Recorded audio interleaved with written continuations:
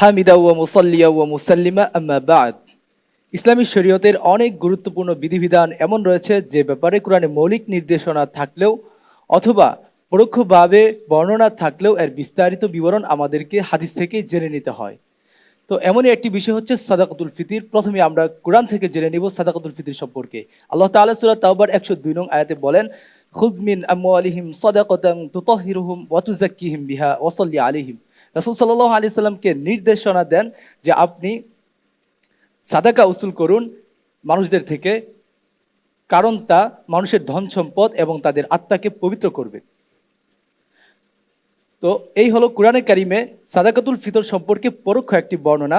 সুতরাং সাদাকাতুল ফিতরের উপর আমরা যদি আমল করতে চাই তাহলে আমাদেরকে শরণাপন্ন হতে হবে বিস্তারিত বর্ণনার প্রতি, কারণ সাদাকাতুল ফিতর কার উপর ওয়াজিব, কাদের থেকে আদায় করা হবে এবং কতটুকু পরিমাণ আদায় করবে। সুতরাং আমরা হাদিস থেকে এ ব্যাপারে বিস্তারিত জেনে নিব। প্রথমে জানবো সাদাকাতুল ফিতরের উদ্দেশ্য কি। আবু হুরায়রা রাদিয়াল্লাহু তাআলা আনহু রিওয়ায়াত, রাসূল সাল্লাল্লাহু আলাইহি ওয়াসাল্লাম ফরদ রাসূলুল্লাহ সাল্লাল্লাহু আলাইহি ওয়াসাল্লাম যাকাতাল ফিত্রি তুহরাতান লিস-সাইমি মিনাল লাগwi ওয়ার রাফাস ওয়া তু'মাতান লিল মাসাকিন। রাসূল সাল্লাল্লাহু আলাইহি ওয়াসাল্লাম যাকাতুল ফিতর তথা সাদাকাতুল ফিতরকে নির্ধারণ কেন করেছেন?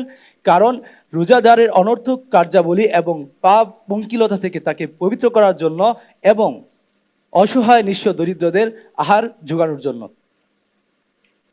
এবার জানবো সাদাকাতুল ফিতর কারা আদায় করবে এবং কাদের পক্ষ থেকে আদায় করবে।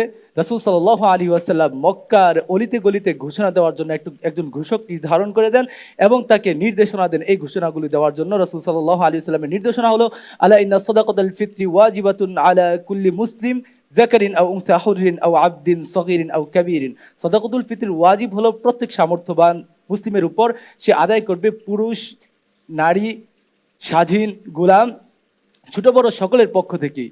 এবার জানবো সাদাকাতুল ফিতরের পরিমাণ কি, কতটুকু আদায় করবে। রাসূল সাল্লাল্লাহু আলাইহি ওয়াসাল্লাম এই নির্দেশনা উম্মাহকে জানিয়ে দিয়েছেন। যদি গম দিয়ে আদায় করে তাহলে আদায় করবে 2 মুদ, মুদ্দানি মিন কমহিন, তথা গম দিয়ে আদায় করলে 2 মুদ দিয়ে আদায় করবে। আর যদি গম না দিয়ে অন্য কিছু দিয়ে আদায় করে, যেমন খেজুর, যব অথবা অন্য কোনো শস্য দিয়ে, তাহলে কি পরিমাণ আদায় করবে এ ব্যাপারেও রাসূল সাল্লাল্লাহু আলাইহি ওয়াসাল্লাম নির্দেশনা দিয়েছেন। ইবনে ওমর রাদিয়াল্লাহু তাআলা আনহু রিওয়ায়াত, ফরদ রাসূলুল্লাহ সাল্লাল্লাহু আলাইহি ওয়াসাল্লাম যাকাতুল ফিত্রি সা'আম মিন তামরিন আও সা'আম মিন শাইরিন। খেজুর দিয়ে আদায় করলে 100 তথা 4 মুদ এবং জব দিয়ে আদায় করলেও 100 তথা 4 মুদ। সুতরাং উপরোক্ত বর্ণনা সময়ের আলোকে আমরা সুস্পষ্টভাবে সাদাকাতুল ফিতরের বিস্তারিত বিবরণ হাদিস থেকে জানতে পারি। কোরআনে যেটা আমাদের জন্য ছিল সংক্ষিপ্ত এবং আমাদের জন্য আমল করা ছিল অসম্ভব।